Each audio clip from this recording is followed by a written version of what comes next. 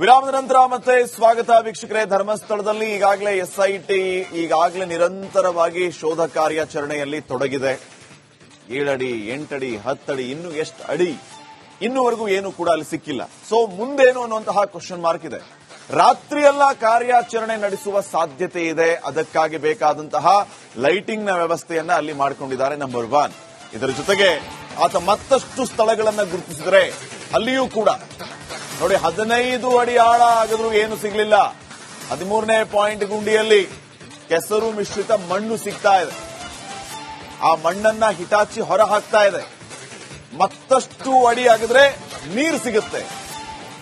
ಪಂಪ್ಸೆಟ್ನಿಂದ ನೀರು ಹೊರ ತೆಗೆಯೋದಕ್ಕೆ ಸಿದ್ಧತೆಗಳು.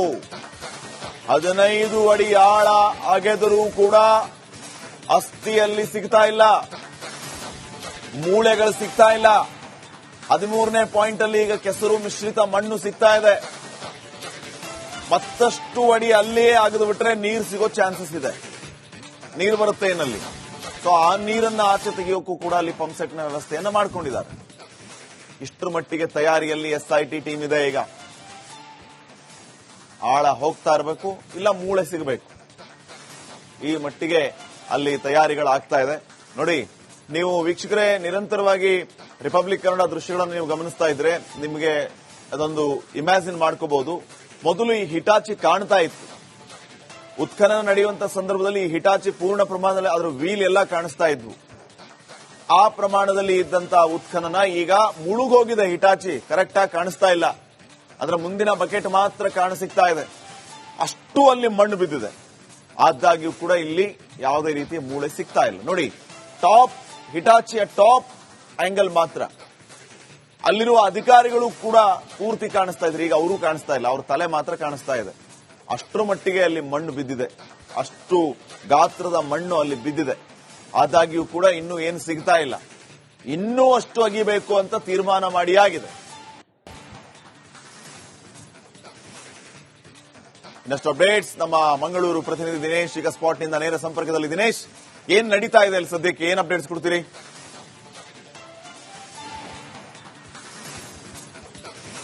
13ನೇ ಪಾಯಿಂಟ್ ನಲ್ಲಿ ಕಾರ್ಯಾಚರಣೆ ಬಿರುಸಿನಿಂದ ಸಾಗ್ತಾ ಇರುವಂತದ್ದು ನೀವೀಗ ದೃಶ್ಯದಲ್ಲಿ ಗಮನಿಸಬಹುದು. ಒಂದು ದೊಡ್ಡ ಹಿಟಾಚಿ ಮೂಲಕವಾಗಿ ಆ ಒಂದು ಮಣ್ಣನ್ನ ತೆರವುಗೊಳಿಸುವಂತಹ ಕಾರ್ಯಾಚರಣೆ ನಡೀತಾ ಇರುವಂತದ್ದು. ಸದ್ಯಕ್ಕೆ ಆ ಒಂದು ಕೆಳಭಾಗದಲ್ಲಿ ಸುಮಾರು 13ರಿಂದ 15 ಅಡಿ ಆಳಕ್ಕೆ ಅಗ್ದಿರುವಂತದ್ದು. ಆ ಒಂದು ಆಳದಲ್ಲಿ ಈಗಾಗಲೇ ಆ ನೀರು ಸಿಕ್ಕಿರುವಂತದ್ದು. ಹೀಗಾಗಿ ಅದನ್ನ ತೆರವುಗೊಳಿಸುವುದಕ್ಕೆ ಬೇಕಾದಂತಹ ಎಲ್ಲ ವ್ಯವಸ್ಥೆಗಳನ್ನ ಮಾಡಿಕೊಳ್ತಾ ಇರುವಂತದ್ದು ದೃಶ್ಯದಲ್ಲಿಯೂ ಕೂಡ ಗಮನಿಸಬಹುದು. ಪಂಪ್ ಸೆಟ್ ಅನ್ನು ಕೂಡ ಈಗಾಗಲೇ ತರಿಸಿಕೊಂಡಿರುವಂತದ್ದು. ಪಂಪ್ ಸೆಟ್ ನ ಏನು ಪೈಪ್ ಅನ್ನ ಕೆಳಭಾಗಕ್ಕೆ ಜೋಡಿಸ್ತಾ ಇರುವಂತಹ ಒಂದು ದೃಶ್ಯವನ್ನು ಕೂಡ ಗಮನಿಸಬಹುದು. ಅಂದ್ರೆ ನೀರು ಸಿಕ್ಕಿದ ಕಾರಣಕ್ಕಾಗಿ ಮತ್ತೆ ಅಲ್ಲಿ ಹಿಟಾಚಿ ಕಾರ್ಯಾಚರಣೆ ಸ್ವಲ್ಪ ಕಷ್ಟ. ಹೀಗಾಗಿ ನೀರನ್ನು ತೆರವುಗೊಳಿಸುವುದು ಅನಿವಾರ್ಯ. ಹೀಗಾಗಿ ನೀರನ್ನ ತೆರವುಗೊಳಿಸುವುದಕ್ಕೋಸ್ಕರವಾಗಿ ಪಂಪ್ ಸೆಟ್ ಅನ್ನ ತರಿಸಿಕೊಂಡಿರುವಂತದ್ದು. ಪೈಪ್ ಅನ್ನ ಕೆಳಭಾಗಕ್ಕೆ ಬಿಟ್ಟಿರುವಂತದ್ದು. ನೀರನ್ನು ಹೊರತೆಗೆದು ಆ ಬಳಿಕ ಮತ್ತಷ್ಟು ಉತ್ಖನನ ನಡೆಸುವಂತಹ ಸಾಧ್ಯತೆ ಇದೆ. ಈವರೆಗೆ ಆ ಒಂದು ಹಿಟಾಚಿ ಏನಿತ್ತು ಅದು ಆ ಕೆಳಭಾಗದಲ್ಲಿ ಅಂದ್ರೆ ಆಳಕ್ಕೆ ಏನು ಅಗೆದಿದ್ರು ಆ ಭಾಗದ ಗುಂಡಿಯ ಕೆಳಗೆ ನಿಂತ್ಕೊಂಡು ಅಲ್ಲಿ ಕಾರ್ಯಾಚರಣೆ ಮಾಡ್ತಾ ಇತ್ತು. ಈಗ ಸದ್ಯ ಆ ಒಂದು ಹಿಟಾಚಿ ಮೇಲ್ಭಾಗಕ್ಕೆ ಬಂದಿರುವಂತದ್ದು. ಕಾರಣ ಆ ಒಂದು ಗುಂಡಿಯಲ್ಲಿ ನೀರು ತುಂಬಿಕೊಂಡಿರುವಂತದ್ದು. ಸದ್ಯ ಆ ಒಂದು ನೀರನ್ನ ತೆರವುಗೊಳಿಸುವಂತ ಎಲ್ಲಾ ಕೆಲಸಗಳು ನಡೀತಾ ಇರುವಂತದ್ದು. ಯಾಕಂದ್ರೆ ನೀರು ತುಂಬಿದ ಕಾರಣದಿಂದಾಗಿ ಹಿಟಾಚಿ ಮೂಲಕ ವರ್ಕ್ ನಡೆಸುವುದು ಬಹಳ ಕಷ್ಟ. ಹೀಗಾಗಿ ನೀರನ್ನು ತೆರವುಗೊಳಿಸಿ ಆ ಬಳಿಕ ಮತ್ತೆ ಕಾರ್ಯಾಚರಣೆ ನಡೆಸುವಂತಹ ಸಾಧ್ಯತೆಗಳು ಇದೆ. ಇದಕ್ಕೆ ಬೇಕಾದಂತಹ ಎಲ್ಲಾ ವ್ಯವಸ್ಥೆಗಳನ್ನು ಕೂಡ ಅಧಿಕಾರಿಗಳು ಮಾಡಿಕೊಂಡು ಇರುವಂತದ್ದು. ನೀರು ಯಾಕೆ ಈ ರೀತಿಯಾಗಿ ತುಂಬಿಕೊಳ್ತಾ ಇದೆ ಅಂದ್ರೆ ಪಕ್ಕದಲ್ಲಿ ನೇತ್ರಾವತಿ ನದಿ ಹರಿತಾ ಇದೆ,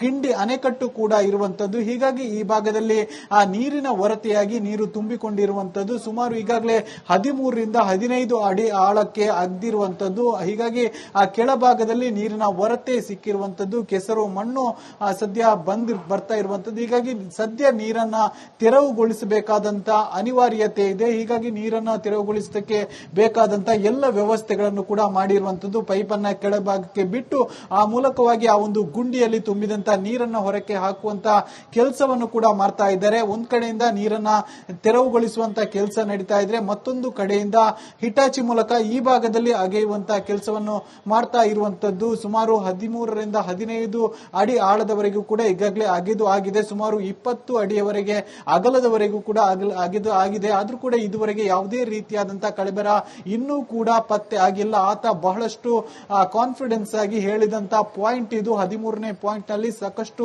ಶವಗಳನ್ನು ಹೂತು ಹಾಕಿದ್ದೇನೆ ಅಂತ ಹೇಳಿದ್ದ. ಹೀಗಾಗಿ 13ನೇ ಪಾಯಿಂಟ್ ನ ಬಗ್ಗೆ ಸಾಕಷ್ಟು ಜನರಿಗೆ ಕ್ಯೂರಿಯಾಸಿಟಿ ಇತ್ತು ಮತ್ತು 13ನೇ ಪಾಯಿಂಟ್ ಏನಿದೆ ಇದು ಬಹಳಷ್ಟು ಎಚ್ಚರಿಕೆಯಿಂದ ಈ ಒಂದು ಪಾಯಿಂಟ್ ಅಲ್ಲಿ ವರ್ಕ್ ಮಾಡಬೇಕಾದಂತ ಅನಿವಾರ್ಯತೆ ಇತ್ತು. ಹೀಗಾಗಿ ಆರಂಭದಲ್ಲಿ 13ನೇ ಪಾಯಿಂಟ್ ನ ಉತ್ಖನನ ಯಾವ ರೀತಿಯಾಗಿ ನಡೆಸಬೇಕು ಅನ್ನುವಂತಹ ನಿಟ್ಟಿನಲ್ಲಿ SIT ಅಧಿಕಾರಿಗಳು ಮಹತ್ವದ ಚರ್ಚೆ ನಡೆಸಿದ್ರು. ಒಂದಷ್ಟು ಏನು ಎಕ್ಸ್ಪರ್ಟ್ ಗಳ ಸಲಹೆ ಸೂಚನೆಯನ್ನು ಕೂಡ ಪಡೆದಿದ್ರು. ಆ ಬಳಿಕ GPR ಮಿಷನ್ ಅನ್ನು ಕೂಡ ತಂದಿದ್ರು. ಅದರ ಮೂಲಕವಾಗಿ ಏನು ಶೋಧ ಕಾರ್ಯ ನಡೆಸಿದ್ರು. ಅದರಲ್ಲಿ ಯಾವುದೇ ರೀತಿಯಂತ ಕಳಬೆರ ಪತ್ತೆ ಆಗಿಲ್ಲ ಅನ್ನುವಂತಹ ಮಾಹಿತಿಗಳು ಕೂಡ ಲಭ್ಯ ಆಗಿತ್ತು. ಆದ್ರೂ ಕೇವಲ GPR ಮಾತ್ರವಾಗಿ ಈ ರೀತಿಯಾಗಿ ಶೋಧ ಕಾರ್ಯ ಮಾಡಿದ್ರೆ ಸಾಕಾಗುವುದಿಲ್ಲ. ನಾಳೆ ಮತ್ತೆ ಏನಾದ್ರೂ ಉತ್ಖನನ ನಡೆಸದೆ ಹಾಗೆ GPR ಮೂಲಕವಾಗಿ ಮಾತ್ರ ನಡೆಸಿದ್ರು ಅನ್ನುವಂತ ಒಂದು ಮಾತು ಕೇಳಿ ಬರಬಹುದು. ಏನಾದ್ರೂ ವಾದ ಮತ್ತೆ ಹುಟ್ಟಿಕೊಳ್ಬಹುದು ಅನ್ನುವಂತಹ ದೃಷ್ಟಿಯಲ್ಲಿ ಈ ರೀತಿಯಾಗಿ ಅಂದ್ರೆ ಹಿಟಾಚಿ ಮೂಲಕವಾಗಿಯೂ ಕೂಡ ಉತ್ಖನನ ನಡೆಸ್ತಾ ಇರುವಂತದ್ದು.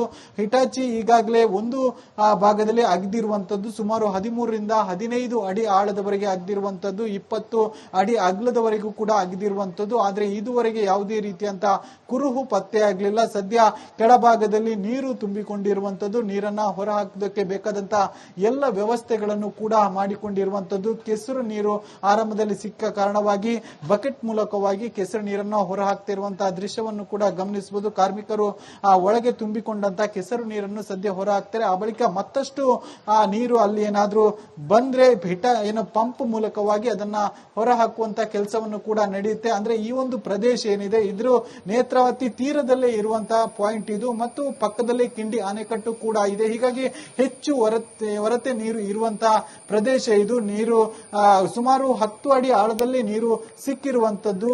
ಹೀಗಾಗಿ ಆ ನೀರನ್ನು ಹೊರ ಹಾಕುವಂತಹ ಕೆಲಸ ಕೂಡ ಮಾಡ್ತಾ ಇರುವಂತದ್ದು. ಆತ ಬಹಳಷ್ಟು ಡಿಮ್ಯಾಂಡ್ ಮಾಡಿದ್ದ ಈ ಒಂದು ಪಾಯಿಂಟ್ ನ ಬಗ್ಗೆ, ಅಂದ್ರೆ ಈ ಒಂದು ಪಾಯಿಂಟ್ ಅನ್ನ ಹೆಚ್ಚು ಆಳದವರೆಗೆ ಮತ್ತು ಹೆಚ್ಚು ಅಗಲ ಅಗಿಬೇಕು ಅನ್ನುವಂತ ಡಿಮ್ಯಾಂಡ್ ಮಾಡಿದ್ದ. ಯಾಕಂದ್ರೆ ಈ ಒಂದು ಮೇಲ್ಭಾಗ ಏನಿದೆ ಆ ಮಣ್ಣು ಏನಿದೆ ಅದು ಮತ್ತೆ ಹಾಕಲಾಗಿರುವಂತದ್ದು. ಅಂದ್ರೆ ಹೆಚ್ಚು ನೆರೆ ನೀರು ಈಚೆ ಬರ್ತಾ ಇತ್ತು. ಜೊತೆಗೆ ಕಿಂಡಿ ಅಣೆಕಟ್ಟು ಮಾಡುವಂತಹ ಸಂದರ್ಭದಲ್ಲಿ ಆ ಭಾಗಕ್ಕೆ ಮಣ್ಣನ್ನು ಹಾಕಿ ಆ ರೀತಿಯಾಗಿ ಲೆವೆಲ್ ಮಾಡಿರುವಂತದ್ದು. ಈ ಒಂದು ರಸ್ತೆಯ ತಟ್ಟಿಗೆವರೆಗೂ ಕೂಡ ಲೆವೆಲ್ ಮಾಡಿರುವಂತದ್ದು. ಹೆಚ್ಚು ಸುಮಾರು 10ರಿಂದ 12 ಅಡಿ ಆಳದವರೆಗೂ ಕೂಡ ಈ ರೀತಿಯಾಗಿ ಮಣ್ಣು ಹಾಕಿ ತುಂಬಿಸಿರುವಂತದ್ದು. ಅದು ಆತನಿಗೂ ಗೊತ್ತಾಗಿರುವಂತದ್ದು. ಹೀಗಾಗಿ ಆತ ಆರಂಭದಲ್ಲಿ ಡಿಮ್ಯಾಂಡ್ ಮಾಡಿದ ಆ ಒಂದು ಭಾಗಕ್ಕೆ ಹೆಚ್ಚಿನ ಮಣ್ಣನ್ನು ತಂದು ಸುರಿಯಲಾಗಿದೆ. ಹೀಗಾಗಿ ಉತ್ಖನನ ಅನ್ನುವಂಥದ್ದು ಹೆಚ್ಚಿನ ಡೀಪ್ ತನಕ ಕೂಡ ಮಾಡಬೇಕು ಅನ್ನುವಂತ ಒಂದು ಒತ್ತಾಯ ಮಾಡಿದ್ದ. ಹೀಗಾಗಿ ಆತನ ಮನವಿ ಮೇರೆಗೆ ಈ ಒಂದು ಪಾಯಿಂಟ್ ಅನ್ನು ಹೆಚ್ಚು ಆಳದವರೆಗೆ ಅಗೆಯುತ್ತಾ ಇರುವಂತದ್ದು. ಹೆಚ್ಚು ಆಳ ಮತ್ತು ಅಗಲದವರೆಗೂ ಕೂಡ ಅಗ್ದಿರುವಂತದ್ದು. ನೀವೀಗ ದೃಶ್ಯದಲ್ಲಿ ಮಣ್ಣಿನ ರಾಶಿ ಗಮನಿಸಬಹುದು ಎರಡೂ ಬದಿಯಲ್ಲಿ. ಅಂದ್ರೆ ಆ ಒಂದು ಏನು ಪ್ಲೇಸ್ ಏನಿದೆ, ಗುಂಡಿ ಅಗೆತಿರುವಂತಹ ಪ್ಲೇಸ್ ಏನಿದೆ, ಗುಂಡಿಯ ಆ ಭಾಗದಲ್ಲಿ ಒಂದಷ್ಟು ಮಣ್ಣಿನ ರಾಶಿ ಇದ್ರೆ ಈ ಭಾಗದಲ್ಲೂ ಕೂಡ ಮಣ್ಣಿನ ರಾಶಿಯನ್ನು ಗಮನಿಸಬಹುದು. ಮಣ್ಣಿನ ರಾಶಿಯನ್ನೇ ಗಮನಿಸಿ ಎಷ್ಟು ಆಳಕ್ಕೆ ಅಗ್ದಿದ್ದಾರೆ ಅನ್ನುವಂಥದ್ದನ್ನು ಕೂಡ